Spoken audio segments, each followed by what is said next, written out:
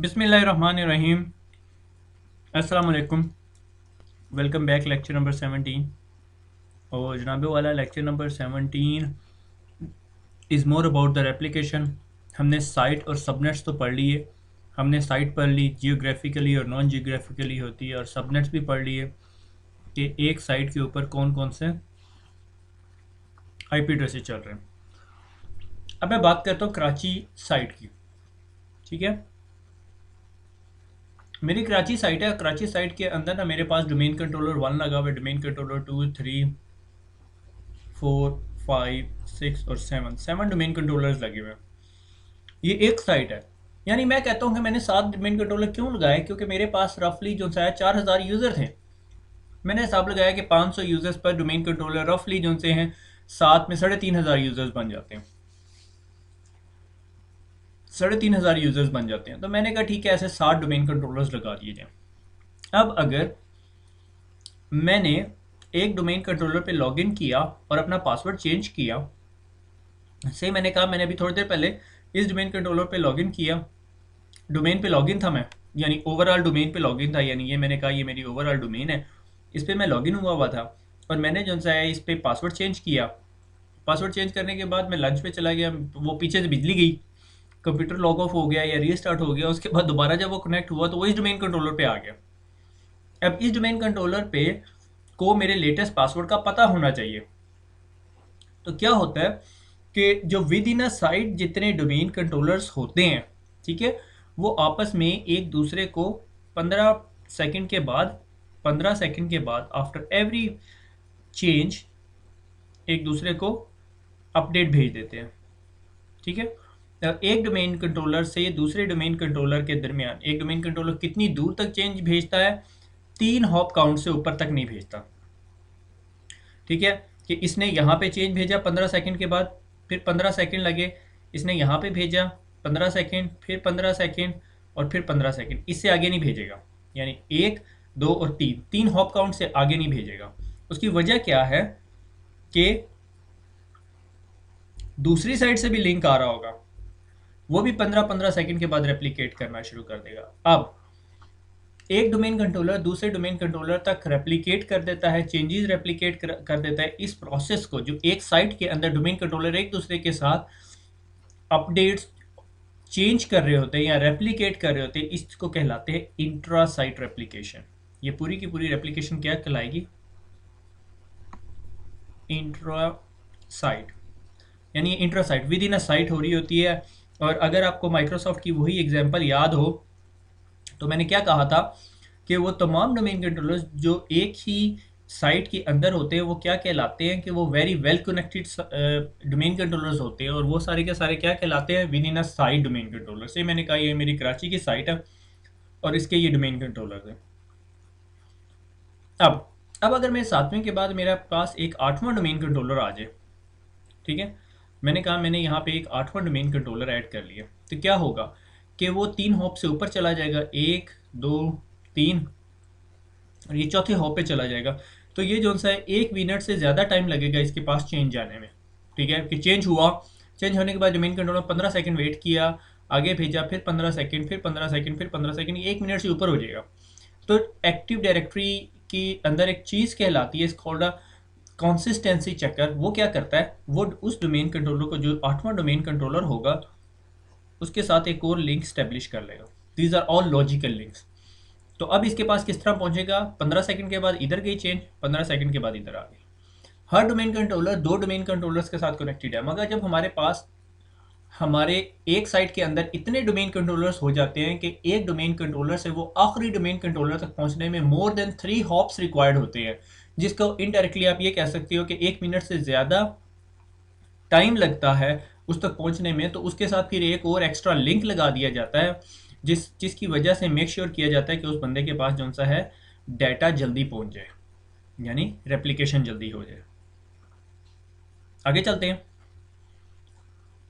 Intra site replication, वही जिस site की रेप्लिकेशन की मैं बात कर रहा था। नो कॉन्फ़िगरेशन रिक्वायर्ड, ये ऑटोमेटिकली सेटअप हो जाती है।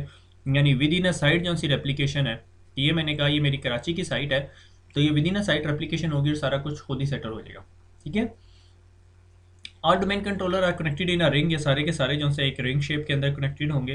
ये तो मैंने 4 दिखाए हुए, मगर मैं जिस तरह आपको पीछे 7 का डिस्कस कर चुका हूँ, ठीक है। Each domain controller is connected to two domain controllers, मगर जब 8 हो जाएंगे तो फिर नहीं, ठीक है। Redundancy without making full mesh नहीं प्रोड्यूस करेगा, मगर रिडेंडेंसी होगी कि अगर डोमेन कंट्रोलर 2 और डोमेन कंट्रोलर 3 के दरमियान लिंक ब्रेक हो गया तो उसके पास दूसरा पाथ होगा, और क्वाइट पॉसिबल है कि उसके पास ऐसा भी पाथ होएगा। ठीक हो गया। Replication happen 15 second after changes, के मैंने यहाँ पे अपना पासवर्ड चेंज किया, ठीक है, और 15 सेकेंड के बाद उसने अपडेट भेज दी। यहाँ पे भी भेजेगा, मगर ये 15 + 3 सेकेंड्स कर देता है इसके साथ। ये माइक्रोसॉफ्ट की आपको डॉक्यूमेंटेशन पढ़ के चेक करना पड़ेगा। मेरा अंदाजा है कि 15 + 3 सेकेंड्स के बाद दूसरे लिंक पे भेजता है। पहले एक लिंक पे भेज देते हैं, दूसरे पे 15 + 3 के बाद भेजता है। Each domain controller will take 15 second to replicate, फिर इसके बाद 15 सेकेंड्स रहेगा, ठीक है। ये मैंने क्लॉक लूप बनाई, अगर आप सोच रहे होंगे ये क्या है, तो फिर इधर रेप्लिकेट कर देगा और इस तरह ये रेप्लिकेशन करता रहेगा। मगर ये सारे का सारा इंट्रा साइट रेप्लिकेशन, आपकी एक साइट आप उसमें डोमेन कंट्रोलर बढ़ाते जाए तो ये यूँ काम करेगा। No more than 3 hop as it take more than a minute, delay आ जाता है, और एक्टिव डायरेक्टरी क्या करती है, एडिशनल लिंक लगा देती है, जिस तरह मैंने यहाँ पे बताया कि 8वां domain controller. Within a single site all this connection are created automatically, एक ही साइट के अंदर ये सारे के सारे कनेक्शन खुद ब खुद ही बनने शुरू हो जाते हैं। ये होगी intra site replication. Intra site replication, एक साइट डोमेन कंट्रोलर्स रिडंडेंटली कनेक्टेड है, ऑटोमेटिकली आपको खुद कुछ नहीं करना पड़ता। आगे चलते हैं। अब आगे inter site replication. Inter site क्या कि मैंने कहा ये मेरी कराची की साइट थी, ये मेरी कराची की साइट थी, और ये मैंने कहा मेरी मुल्तान की साइट बना देते हैं। मुल्तान की साइट थी, और इन दोनों के ऊपर, इसके ऊपर मैंने कहा 4 डोमेन कंट्रोलर्स लगे हुए थे, इस पर 2 डोमेन कंट्रोलर्स लगे हुए थे। अब हुआ ये कि इन दो साइट्स को आपस में कम्युनिकेट कराने के लिए मुझे एक चीज़ चाहिए कि which is called site link. आज के लेक्चर में हमने इसको देखना है कि ये साइट लिंक बनाते कैसे हैं।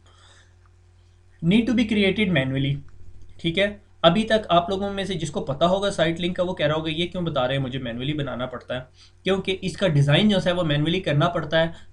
बाय डिफ़ॉल्ट जो डिज़ाइन है वो इतना आइडियल डिज़ाइन नहीं होता। वो क्या होता है कि एक डिफ़ॉल्ट साइट लिंक होता है, और जितनी साइट्स बनाते जाते सारी की सारी उसी साइट लिंक को यूज़ करना शुरू कर देती है, ठीक है। वंस अगेन ये आपकी फिजिकल टोपोलॉजी को डिक्टेट नहीं करता, ये सिर्फ 2 आपके पास साइट्स हैं, उनमें के बीच में आपने अगर रेप्लिकेशन करवानी है तो वो साइट लिंक एक लॉजिकल लिंक होता है जो आपकी एक्टिव डायरेक्टरी को कहता है अच्छा अब आपने कौन सी कराची की साइट पे जाना है, दैट्स इट। वो फिजिकल लिंक नहीं होगा कि वो राउटर से जो केबल निकल कर आ रही होती, वैसा नहीं होगा, ठीक है। उसके बाद एक चीज़ है, it's called a bridge head server, ठीक है। ब्रिज हेड सर्वर क्या होता है कि हर साइट के ऊपर एक ऐसा सर्वर जो रिस्पॉन्सिबल है दूसरी साइट पे डाटा भेजने का, और दूसरी साइट पे जो ब्रिज हेड सर्वर है वो रिस्पॉन्सिबल है दूसरी साइट पे डाटा, पहली साइट पे डाटा भेजने का। यानी अगर इस नेटवर्क के अंदर कोई चेंज हुआ, से मैंने कहा मैंने यहाँ पे कुछ किया, 3 यूज़र अकाउंट बना दिए, इसने 15 सेकंड लिए, 15 सेकंड के बाद उसने वो अपडेट ब्रिज हेड सर्वर के पास भेजी। ब्रिज हेड सर्वर के पास जैसे ही अपडेट आती जाएगी वो क्या करेगा कि साइट लिंक को यूज़ करते हुए अपडेट कहाँ भेज देगा, इधर कराची की साइट पे, और कराची की साइट का ब्रिज हेड सर्वर उसे रिसीव करके अपने लोकल साइट के अंदर रेप्लिकेट कर देगा। 15 सेकंड, 30 सेकंड, 1 मिनट से पहले पहले रेप्लिकेट कर देगा। These are called bridge head server. ये ब्रिज हेड सर्वर जो से है ना, ये खुद ब खुद ही ऑटोमेटिकली एलोकेट हो जाते हैं। आप इनको मैनुअली भी एलोकेट कर सकते हो, ठीक है। आप इसको ब्रिज हेड सर्वर को मैनुअली भी असाइन कर सकते हो, मगर अगर आपने अपने ब्रिज हेड सर्वर को, अपनी साइट पे ब्रिज हेड सर्वर को मैनुअली एलोकेट कर दिया, उसका नुकसान क्या होगा? उसका नुकसान ये होगा कि मैंने ये ब्रिज हेड सर्वर बनाया, ये डाउन हो गया, अब नॉलेज कंसिस्टेंसी चेकर, इसको अभी हम थोड़ी देर में पढ़ेंगे, वो इस ब्रिज सर्वर को जब आपने मैनुअली बताया हुआ था कि ये जनाब चौधरी हैं इस साइट के, तो जब चौधरी साहब खुद फारिग हो गए हैं तो फिर ये अवाम या नॉलेज कंसिस्टेंसी चेकर इस कैपेबल नहीं है कि इसको ब्रिज हेड सर्वर बना के और आपस में रेप्लिकेट करना शुरू कर दें। फिर आपकी replication with in inter site replication बंद हो जाएगी। इसीलिए इट इज़ ऑलवेज रिकमेंडेड कि खुद चौधरी ना चुने, अवाम को चुनने दें चौधरी। और अवाम कौन चुनती है? Knowledge consistency checker. Knowledge consistency checker खुद ही ब्रिज हेड सर्वर चुन लेगा, चूज़ कर लेगा, और वो नॉलेज ब्रिज हेड जो सर्वर होगा वो अगर डाउन होगा तो नॉलेज कंसिस्टेंसी चेकर दोबारा ढूंढ लेगा। ठीक है। नॉलेज कंसिस्टेंसी चेकर का उस स्लाइड पे जाने से पहले पहले बता दूं कि ये कोई ऑटोमेटेड एल्गोरिदम होता है जो आपकी साइट के अंदर और इंटर साइट के तमाम चीज़ों को मैनेज कर रहा होता है। ये आपके साइट लिंक्स भी बना रहा होता है, आपकी इंटर साइट के और इंट्रा साइट की जो रेप्लीकेशन है उसको भी देख रहा होता है। ठीक है। दो point, intra site within a site replication, inter site, दो साइट्स, तीन साइट्स, चार साइट या पांच साइट्स के दरमियान रेप्लीकेशन। ठीक हो गया। आगे चलते हैं। Site link.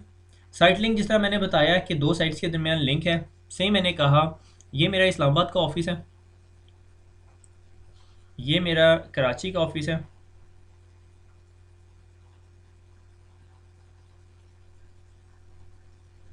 और ये मेरा मुल्तान का ऑफिस है। ठीक है। मैंने कराची और मुल्तान के दरमियान एक लिंक बनाया और मुल्तान और इस्लामाबाद के दरमियान एक साइट लिंक बनाया, ये साइट लिंक है। ठीक है।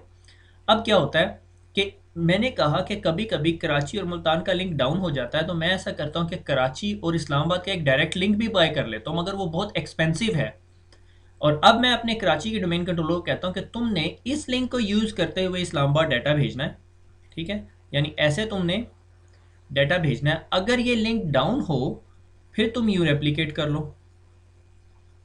ठीक हो गया। और ये एक्सपेंसिव लिंक है, अगर इसको 1 मिनट यूज़ करेंगे तो 100 रुपये बिल आएगा। सही हो गया।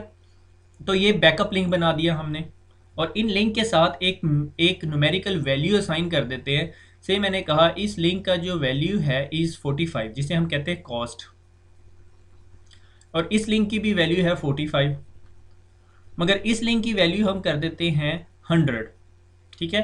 वैल्यू नहीं कहना चाहिए, मुझे कहना चाहिए कॉस्ट। इस लिंक की कॉस्ट 100, तो 45 प्लस 45 इज इक्वल टू 90, जबकि 90 जो से अभी भी 100 से छोटा है, तो this is my preferred path. जब तक ये पाथ या ये साइट लिंक डाउन नहीं होगा, मेरा ब्रिज हेड सर्वर इस लिंक को यूज़ करने की कोशिश ही नहीं करेगा। दोबारा क्लियर करता चलूँ, साइट लिंक पे कम्युनिकेशन कौन कर रहा होता है? आपका ब्रिज हेड सर्वर, क्योंकि उसी ने रेप्लिकेशन भेजनी होती है। ठीक है। अच्छा, अब रेप्लिकेशन के ऊपर आप स्केजुलिंग भी लगा सकते हो। आप चाहते हो दिन में हो, शाम में ना हो, या शाम में हो दिन में ना हो। ठीक है। Cost setup for the link, जिस तरह हम डिस्कस कर चुके हैं कि हमने कॉस्ट सेटअप कर दी, एक वैल्यू लगा दी। अब इसके बाद एक कॉन्सेप्ट आता है साइट ट्रांसपोर्टेशन, कि ये जो साइट लिंक बनाया जाता है ये आईपी बेस्ड भी हो सकता है और एसएमटीपी बेस्ड भी हो सकता है। आईपी बेस के अंदर हर चीज़ सपोर्ट होती है। ठीक है। आईपी बेस में क्या चीज़ सपोर्ट होती है? आपका सिजवॉल भी अपडेट करेगा, आपकी रेप्लिकेशंस भी करेगा, यूज़र अकाउंट्स भी करेगा, सब कुछ करेगा। हर नेटवर्क, अभी तक मैं किसी नेटवर्क में नहीं गया जहां पर एसएमटीपी बेस्ड साइट लिंक बने हुए हों। हर जगह IP based site link use हो रहे होते हैं। ठीक है। एसएमटीपी बेस्ड जो साइट लिंक है उसकी कुछ लिमिटेशंस हैं। मसलन वो स्कीमा के अंदर चेंजिंग जो सी हैं वो सेंड करता है, एक्टिव डायरेक्टरी के अंदर चेंजेस सेंड करता है, एसिंक्रोनस कम्युनिकेशन करता है। एसिंक्रोनस कम्युनिकेशन क्या? कि मैं डाटा सेंड करता रहता हूँ करता रहता हूँ करता रहता हूँ। ठीक है। मैंने डाटा सेंड कर दिया, मैं वेट नहीं करता वेरिफिकेशन का। जबकि आईपी बेस्ड जो लिंक है वो डाटा सेंड करता है, वेरिफिकेशन का इंतजार करता है, फिर दूसरा डाटा सेंड करता है, वेरिफिकेशन का इंतजार करता है, तीसरा that is more reliable communication. और दूसरा जो मसला उसके अंदर, ठीक है, एसिंक्रोनस जिस तरह मैंने बताया वेरिफिकेशन का इंतजार नहीं करता, ये सिजवोल के फोल्डर को रेप्लिकेट नहीं करता। ठीक है। अब सिजवोल के फोल्डर में आपके क्या पड़ी हो सकती है? लेटेस्ट स्क्रिप्ट पड़े हो सकते हैं, यूजर लॉगन स्क्रिप्ट पड़े हो सकती हैं, जीपीओस पड़ी होती हैं आपकी, तो जीपीओस फिर आपस में रेप्लिकेट नहीं होंगी। तो इसीलिए अनटिल अनलेस आपके पास कोई लिमिटेशन है, आपने एसएमटीपी को यूज़ नहीं करना। बल्कि माइक्रोसॉफ्ट भी अपनी बुक के अंदर आपको आईपी ही की रिकमेंडेशन देती है। अगर आपके पास कल को एग्जाम में कोई क्वेश्चन आया तो वो भी आईपी रिलेटेड लिंक को कन्फिगर करने का आएगा, मगर दोनों एक ही तरीके से कन्फिगर होते हैं। मगर आपको पता होना चाहिए एसएमटीपी बेस्ड लिंक, एग्जाम में क्वेश्चन आ गया, दो साइट्स हैं और site link is SMTP based, और यूजर स्क्रिप्ट्स रेप्लिकेट नहीं हो रहे, या जीपीओज रेप्लिकेट नहीं हो रही, या जीपीओ की इंप्लीमेंटेशन में कोई मसला आ रहा है, तो आपको स्ट्रेट वे कहना चाहिए कि एसएमटीपी बेस्ड लिंक नहीं यूज़ होना चाहिए, आईपी बेस्ड लिंक यूज़ होना चाहिए। यहाँ पे बड़ा आसान लग रहा है, एग्जाम में नहीं याद आता। Knowledge consistency checker, consistency with in a domains जो से है एक्टिव डायरेक्टरी के अंदर होनी चाहिए, कि अगर कोई अकाउंट यहाँ पे बना हुआ है, यहाँ पे एक अकाउंट बना हुआ है, ठीक है, तो वो यहाँ पे भी हो। अगर वो यहाँ से मैं डिलीट कर दूँ तो वो यहाँ से भी डिलीट हो जाए। ठीक है। That is called consistency. ये सिर्फ कंसिस्टेंसी का कॉन्सेप्ट है। कंसिस्टेंट, डेटाबेस मेरी कंसिस्टेंट है। अब आ जाते हैं, नॉलेज कंसिस्टेंसी चेकर करता क्या है, रेप्लिकेशन टोपोलॉजी बनाता है कि ये आपकी साइट्स आपस में रेप्लिकेट कैसे करेंगी, कौन सा ब्रिज हेड सर्वर होगा वो डाटा भेजेगा, आपके विद इन अ साइट जो सी है वो कैसे कम्युनिकेशन होगी। ठीक है। Inter site topology generator ISTG जो एक कंपोनेंट होता है आपका नॉलेज कंसिस्टेंसी चेकर का, वो कनेक्शन ऑब्जेक्ट्स बिल्ड करता है। ठीक है, कि भाई अच्छा सर्वर 1 ने सर्वर 2 से कम्युनिकेट करना है, सर्वर 2 ने सर्वर 3 से, 3 ने 4 से, 4 ने 5 से, 5 से 6 ने, वो जो पहली पेज पे डायग्राम बनाई थी वो सारा काम जो सा है वो ISTG का होता है, इंटीग्रेटेड टोपोलॉजी जनरेटर। ठीक है, इंटरसाइट टोपोलॉजी जनरेटर। ठीक है, ये KCC का पार्ट होता है नॉलेज कंसिस्टेंसी चेकर का। और नॉलेज कंसिस्टेंसी चेकर क्या करता है, आपके लिंक्स बना देता है। अगर इस्लामाबाद और मुल्तान के दरमियान लिंक डाउन हो जाता है तो मेरे पास, अगर ये से मैंने कहा, अब ये चेंज हो गया, ये इस्लामाबाद बन गया, ये मुल्तान बन गया और ये कराची, ये लिंक डाउन हो जाता है तो नॉलेज कंसिस्टेंसी चेकर की रिस्पॉन्सिबिलिटी है, वो कहेगा अच्छा ये एक्सपेंसिव वाला जिसकी कॉस्ट 100 थी इस लिंक से भेज दो डाटा। और नॉलेज कंसिस्टेंसी चेकर को चलाने के लिए आपको कोई तीर नहीं मारना पड़ता, आपने वो ऑटोमेटिकली कन्फिगर होता है। ठीक है, और वो ब्रिज हेड सर्वर को भी खुद ही चूज करता है और सारा कुछ काम खुद करता है। तो मोस्टली इसमें सारे काम जो से हैं ऑलमोस्ट खुद ही हो रहे होते हैं, अनटिल अनलेस आपने अपने नेटवर्क की टोपोलॉजी के हिसाब से सारा कुछ एडजस्ट करना हो। ठीक है, आगे चलते हैं हम अपनी लैब की तरफ। मैं आपको क्विकली लैब करा देता हूँ। ठीक है, लैब इज़ नॉट कि भाई कोई बड़ी रॉकेट साइंस नहीं है। अच्छा, इसकी लैब को कराने से पहले वही हमारी 3 साइट्स हैं। मैं आपको ये बताता चलूँ कि ये पॉसिबल नहीं था कि मेरे लिए 7-8 सर्वर फिजिकली बनाना। ठीक है, तो इसमें 2 रीजनल सर्वर हैं, सर्वर 1 और सर्वर 3, उसके अलावा कोई चीज़ ओरिजिनल नहीं है। ठीक है, बाकी मैंने वैसे ही बनाए हुए हैं। ठीक है, ये आपके जो है कराची की साइट के अंदर पड़े हुए सर्वर हैं, ये इस्लामाबाद साइट के अंदर, ये कराची साइट के अंदर, ये मुल्तान साइट के अंदर। अभी हमने क्या करना है, अभी सबसे पहले जो सा है हमने इंटर साइट ट्रांसपोर्ट को यूज़ करना है। और इससे पता चलता है हमारे पास जो से है एक IP है और एक SMTP है। और जिससे मैंने बताया कि हमने IP बेस्ड लिंक बनाना है और मेरे पास एक डिफ़ॉल्ट लिंक बना हुआ है। ठीक है, डिफ़ॉल्ट साइट लिंक। ठीक है, और माइक्रोसॉफ्ट, अगर आप साइट 2 साइट्स के दरमियान लिंक नहीं बनाएंगे तो इसी लिंक के अंदर अंदर तमाम साइट्स आनी शुरू हो जाएंगी, तमाम साइट इसी लिंक को यूज़ करते हुए कनेक्ट हो जाएंगी। माइक्रोसॉफ्ट की रिकमेंडेशन ये है कि कोई भी एक साइट लिंक के ऊपर मोर देन 3 साइट्स जो सी कनेक्ट ना करे। ठीक है, तो मैंने कहा अच्छा मैं ऐसा करता हूँ कि मेरी जो टोपोलॉजी है, से मैंने कहा मैंने ये टोपोलॉजी बनाई हुई है। ठीक है, ये कराची है, ये मुल्तान है और इस्लामाबाद है। ठीक है, मैंने कहा इसको मैं पता है इस लिंक को रीनेम करता हूँ। ठीक है, और मैंने इसे कहा Multan to Karachi, KHI, Multan to Karachi का लिंक बना दिया। ठीक है, अब मैं एक और अगर मैं लिंक बनाना चाहूँ तो IP को राइट क्लिक करके न्यू साइट लिंक, और मैंने कहा इस लिंक को मैं नाम देता हूँ मुल्तान से कराची हो गया। अब क्या करना है, मुल्तान टू इस्लामाबाद, और इसमें कौन कौन सी साइट्स होंगी मुल्तान टू इस्लामाबाद लिंक में, मुल्तान और इस्लामाबाद ऐड होगा। ऐड कर दिया, मैंने ओके का बटन दबाया, ये मुल्तान टू इस्लामाबाद का लिंक बन गया, ये मुल्तान से कराची का। अब मैं एक और लिंक भी बनाना चाहता हूँ, वो जो आपको याद है जो लंबे रास्ते से आता था एक्सपेंसिव वाला, न्यू साइट लिंक, और मैंने इसको कहा कि कराची टू इस्लामाबाद। ठीक है, और इसमें कराची और इस्लामाबाद ऐड कर दिया, ओके किया। अब आपको याद है हमारा जो पहला लिंक था, ठीक है, वो मुल्तान से इस्लामाबाद का था मेरे ख्याल में। अगर मैं मुल्तान से इस्लामाबाद, मुल्तान से कराची वाला था। इसके अंदर देख रहे हैं आप तीनों की तीनों साइट्स हैं, क्योंकि मेरा डिफ़ॉल्ट लिंक था, मैंने इसे रीनेम किया था। तो मैं इसे कहता हूँ भैया आप मुल्तान और कराची साइट है, आपकी इस्लामाबाद साइट आप यहाँ से निकाल दें, तो ये लिंक जो सा ये 2 साइट्स को कनेक्ट करेगा। अब मैंने कहा मुल्तान से कराची का जो लिंक है उसकी जो कॉस्ट है वो होनी चाहिए 45, तो मैंने 45 कर दी। इनके बीच में रेप्लिकेशन कितनी देर में होनी चाहिए, 180 मिनट्स के अंदर, जो रफली 3 घंटे बनते हैं, बाय डिफ़ॉल्ट ये वैल्यू होती है। अगर आप इसको कम करना शुरू करें तो ये 15 मिनट से नीचे नहीं जाएगा, यानी हर 15 मिनट के बाद 2 साइट्स आपस में एक दूसरे के साथ रेप्लिकेट करेंगी। ठीक है, ये रेप्लिकेशन करेगी कराची और मुल्तान के दरमियान, यानी कराची का ब्रिज हेड सर्वर मुल्तान को भेज रहा होगा, मुल्तान का ब्रिज हेड सर्वर कराची को भेज रहा होगा। ठीक है, इसमें मुल्तान पहले आ गया, कराची पहले आ गया, कोई फ़र्क नहीं पड़ता। उसके बाद चेंज स्केड्यूल कि ये रेप्लिकेशन कब कब हो, ठीक है, replication not available, replication available. ठीक है, मैंने कहा जी मेरा ऑफिस टाइमिंग के अंदर मंडे से लेके फ्राइडे तक रेप्लिकेशन ना हो रही हो तो आप रेप्लिकेशन बंद कर सकते हो, बाकी तमाम पे टाइम पे रेप्लिकेशन हो रही होगी। ठीक है, बेशक 3 घंटे का टाइम मार्क हो जाए, रेप्लिकेशन होने नहीं देगा। ठीक है, आपने अप्लाई किया, ओके किया, ये आपके साइट का लिंक बन गया। ठीक है, अगर आप किसी लिंक को राइट क्लिक करके प्रॉपर्टीज़ खोलें तो आप उसकी सेटिंग दोबारा कर सकते हो। ठीक है, मैंने कराची मुल्तान कर दिया, अब मुल्तान से इस्लामाबाद को भी 45 कर देता हूँ ताकि फिर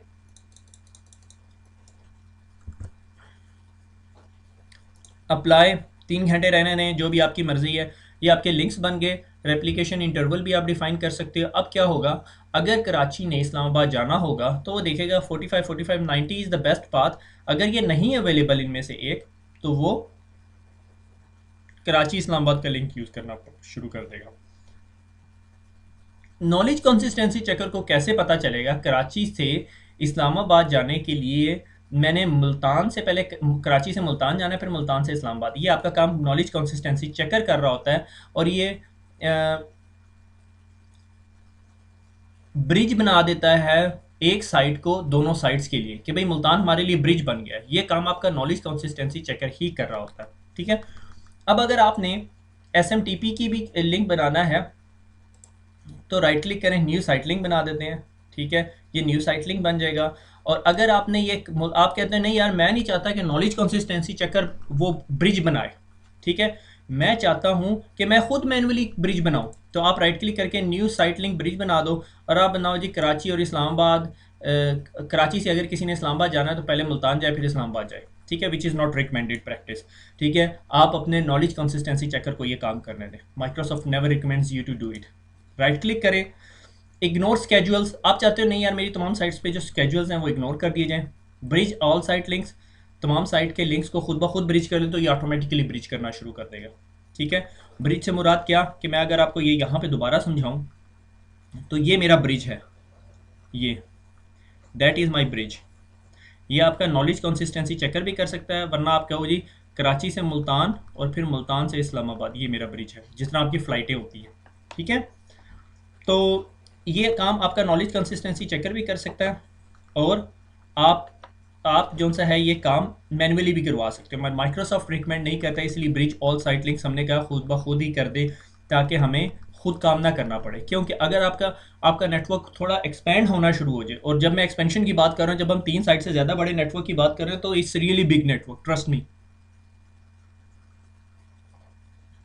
चाय का एक सिप ले लूँ। अच्छा, तो हमने देख लिया कि ट्रांसपोर्ट मोड्स क्या हैं। अब अगर मैं आपको इस्लामाबाद की एक साइट के अंदर लेके जाऊं और किसी भी सर्वर की प्रॉपर्टीज़ दिखाऊं, ठीक है, नॉर्मली मैं आपको इस सर्वर की प्रॉपर्टी नहीं दिखा सकता, मैं कराची के सर्वर की लेके जाता हूं जो मेरा असल सर्वर है। उसको राइट क्लिक करें, प्रॉपर्टीज़ में जाएं, तो ये आपका ट्रांसपोर्ट मोड आईपी है बाय डिफ़ॉल्ट ना, आप उसको मूव भी करवा सकते हो। ठीक है, this server is a preferred bridge head server for the following transport. ठीक है, कि हमारा जो सा है आईपी के लिए, अगर आप चाहते हो नहीं यार मैं सिर्फ SMTP बेस्ड कम्युनिकेशन करवाना चाहता हूँ तो SMTP को ऐड कर दो। बाय डिफ़ॉल्ट आपका जो सा है इंटर साइट डाटा ट्रांसफ़र के लिए आपकी आईपी बेस्ड कम्युनिकेशन हो रही होती है। ठीक हो गया। आप अगर SMTP को करना चाहते हैं एज अ कम्युनिकेशन तो आप उसे यूज़ कर सकते हो। अच्छा, अब आप देख रहे होंगे जो मैंने डमी सर्वर्स बनाए हैं ना उनके साथ NTDS सेटिंग नहीं आ रही यहाँ पे, मगर इस सर्वर के साथ आ रही है NTDS सेटिंग, क्योंकि ये मेरा ओरिजिनल डोमेन सर्वर था। इसी तरह कराची का मुल्तान का जो सर्वर था ये वो भी मेरा ओरिजिनल सर्वर है, बाकी कोई सर्वर ओरिजिनल नहीं है। तो अगर मैं सर्वर 1 के अंदर जाऊँ, NTDS को राइट क्लिक करूँ और प्रॉपर्टीज़ में जाऊँ, ठीक है, और कनेक्शंस के अंदर लेके जाऊँ आपको, ठीक है, तो ये देखो रेप्लिकेशन फ्रॉम सर्वर 3, इसके पास बाकायदा बाकी सर्वर्स भी आने चाहिए मगर वो आ नहीं रहे। उसकी वजह क्या है कि वो इसको मैंने सर्वर जो से सारे ओरिजिनल नहीं है। ठीक है, अब अगर मेरे पास सारे ओरिजिनल सर्वर होते तो ये मेरे पास सारे सर्वर्स आ रहे होते। फिर इसके बाद NTDS सेटिंग पे जाएंगे तो ये देखें ऑटोमेटिकली जनरेट किया हुआ है सर्वर 3 का लिंक, ठीक है, फ्रॉम साइट मुल्तान, ठीक है, टू माई सर्वर 1 के सर्वर 3 का लिंक है, और वो जो सा है मुल्तान के सर्वर के साथ बना हुआ है लिंक। ठीक है, ये ऑटोमेटिकली जनरेट हुआ है, ये नॉलेज कंसिस्टेंसी चेकर खुद जनरेट करता है। ठीक है, अगर मैं राइट क्लिक करके new active directory domain services connection करना चाहूँ तो मैं ये सर्वर्स के कनेक्शन बना सकता हूँ, मगर अनफॉर्चुनेटली मेरे पास सिर्फ 2 सर्वर्स हैं। ठीक है, तो अगर आप करना चाहते हो, आपके पास 10-12 सर्वर्स हैं, तो आप सर्वर्स के कनेक्शन बना सकते हो, मगर ये सारे का सारा काम ऑटोमेटिकली हो रहा होता है। एक और पॉइंट आपको यहाँ पे बताता चलूँ कि जब आपके पास बहुत सारे सर्वर्स हो जाते हैं तो knowledge consistency checker normally 15 minute लेता है आपके ये रेप्लिकेशन करके ये ऑटोमेटिक लिंक बनाने में। अगर आप में से किसी के पास इतना टाइम हुआ कि वो अपने 7-8 सर्वर बना के 3-3 सर्वर हर साइट में रख ले, ठीक है, और उसके पास बहुत बड़ी मशीन होनी चाहिए इस सिलसिले में, इस तमाम नेटवर्क को बनाने के लिए, तो आप जिस तरह ये लिंक्स बना के हटोगे आपके पास सिर्फ ऑटोमेटिकली जनरेटेड नहीं आ रहे होंगे बहुत सारे। तो उसका तरीका क्या है कि नॉलेज कंसिस्टेंसी चेकर हर 15 मिनट के बाद ये सारा कुछ करता है। ठीक है, ये लिंक्स जनरेट करता है, ठीक है, सर्वर्स के दरमियान। अगर आप 15 मिनट वेट नहीं करना चाहते तो राइट क्लिक करके ऑल टास्क में जाके चेक रेप्लिकेशन टोपोलॉजी करें। ठीक है, वो रेप्लिकेशन टोपोलॉजी को आइडेंटिफाई करेगा, तमाम लिंक्स आपके बना देगा। फिर अब मैं चाहता हूँ मेरा सर्वर जो है वो सर्वर 3 के साथ रेप्लिकेशन करे।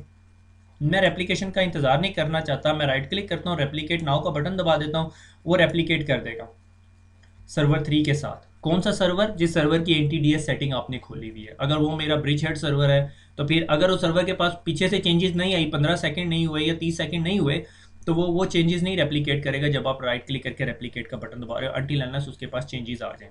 ठीक हो गया? तो ये जो ऑटोमेटिक लिंक है, अगर मैं इन ऑटोमेटिक लिंक को बहुत ध्यान से देखूं तो ये विद इन अ साइट भी लिंक्स बनाता है, मगर अनफॉर्चुनेटली मेरे पास अभी एक साइट के अंदर इतने सर्वर्स नहीं है कि वो मैं आपको 7 सर्वर्स की जो सी है वो टोपोलॉजी दिखा सकूं। ठीक हो गया? तो हमने क्या मेनली आज चीज़ देखी कि जो इंटर साइट लिंक्स हैं, जो साइट्स के दरमियान लिंक हैं, वो बनाए जाते हैं। ठीक है, आईपी बेस्ड लिंक बनाना बेहतर है। और मुल्तान और कराची के दरमियान हमने एक लिंक बनाया, उसको कॉस्ट दी, उसका रेप्लिकेशन इंटरवल भी देखा, उसकी फर्दर डिस्क्रिप्शन भी लिख सकते हो। सेम मैंने कहा हम लोग नॉर्मली क्या करते थे, T1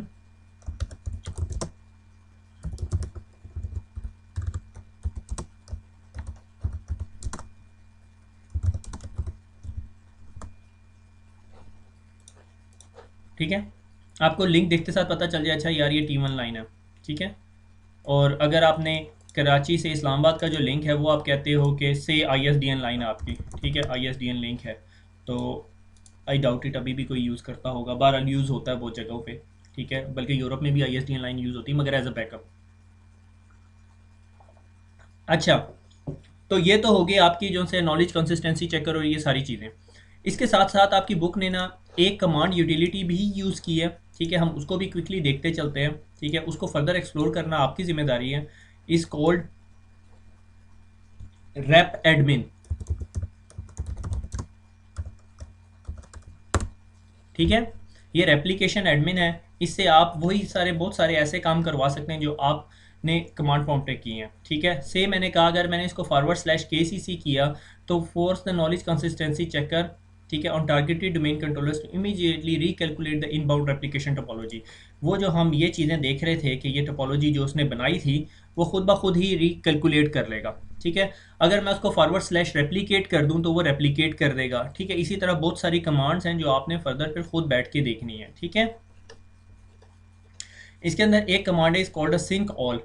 synchronise a specified domain controller with all the replication partner. उसके जितने रेप्लिकेशन पार्टनर हैं उन सारों के साथ वो अपडेट कर लेगा। से अगर मैं कहता हूं कि अब मैंने क्या किया, अब मैंने सर्वर 1 के ऊपर अगर एक अकाउंट बनाया तो वो मेरे पास सर्वर 3 में कितनी देर बाद आएगा।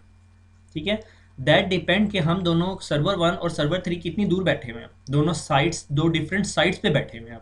ठीक है, आपकी ये टोपोलॉजी के बाद बेशक मैं उसे वापस मूव कर दूंगा, क्योंकि होगा क्या कि अगर मैं आपको फ्यूचर की कोई लैब सर्वर 1 पे करके दिखाऊंगा वो सर्वर 3 पे रेप्लिकेट ही नहीं होगी। उसकी वजह क्या है? उसकी वजह क्या है, ये दो डिफरेंट साइट हैं और इसकी मैंने रेप्लिकेशन टाइम कितना बताया हुआ है वो मुझे इंटर साइट लिंक से जाके पता चल जाएगा कि ये कितनी देर के बाद रेप्लिकेशन इंटरवल। कराची और मुल्तान का रेप्लिकेशन इंटरवल ये देखें, कराची और मुल्तान का 15 मिनट के बाद होंगे रेप्लिकेट, तो मुझे 15 मिनट वेट करना पड़ेगा। या फिर उसका एक और तरीका क्या है, मैं क्या करूँगा कि इसको सर्वर को राइट क्लिक करके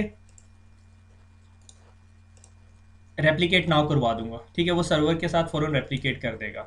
ठीक है, इसी तरह रैप एडमिन /सिंक ऑल करूँगा, वो सिंक्रोनाइज कर देगा। ठीक है, एक और चीज़ जो मैं आपको कमांड दिखाना चाहता हूँ, is called a bridge head.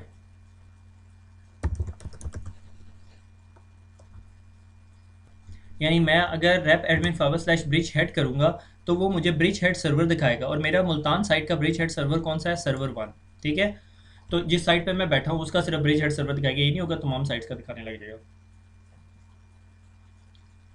तो इसको एक दफ़ा क्विकली रिव्यू करते हैं। हमने साइट्स देखी, साइट्स कैसे बनती है, सबनेट्स देखे कि कौन कौन से सबनेट्स हम कौन कौन सी साइट्स पे चला सकते हैं, फिर इंटर साइट ट्रांसपोर्ट की, और उसके बाद फिर हमने सर्वर्स जो से हैं वो मूव किए। ठीक है, मैं सर्वर को वापस कराची साइट पे ले जाऊँ, ये ना हो बाद में मुझे फ्यूचर की लैब में मेरा जहन ही ना रहे। ठीक है, तो फिर सर्वर्स को आपस में भी रेप्लिकेट करवा दिया, और उसके बाद हमारे जो सर्वर्स हैं उनके बीच में जो साइट, हर साइट के ऊपर एक ब्रिज हेड सर्वर हो गया और वो रेप्लिकेशन करता था। फिर हमने साइट लिंक्स भी बना दी और साइट लिंक पे रेप्लिकेशन और तमाम जो चीज़ें हैं वो हमने कन्फिगर कर दी।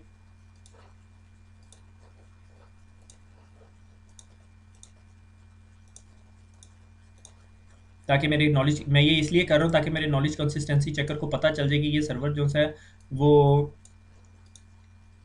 आ गया है वापस। ठीक है, ताकि वो इन दोनों के दरमियान जो है वो लिंक स्टैब्लिश हो जाए, ताकि वो with in a site replication कर रहे हो और वो रेप्लिकेशन जो सी है वो फास्टर होने लग जाए। एनीवे, तो आज का अगर हम रिव्यू करें तो हमने क्या पढ़ा, साइट्स की रेप्लिकेशन क्या होती है, आईएसटीजे क्या होता है, नॉलेज कंसिस्टेंसी चेकर क्या होता है, ब्रिज हेड सर्वर्स क्या होता है, साइट्स के दरमियान कॉस्ट क्या होती हैं।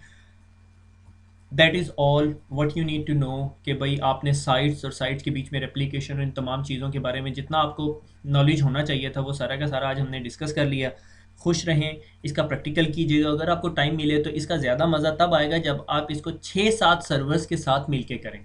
ठीक है, 6-7 सर्वर्स ही एक साइट में रख के पहले एक दफ़ा तजर्बा करके देखें कि क्या होता है, फिर 6-7 में से 3-3 सर्वर 2 साइट्स पे करके देख लें।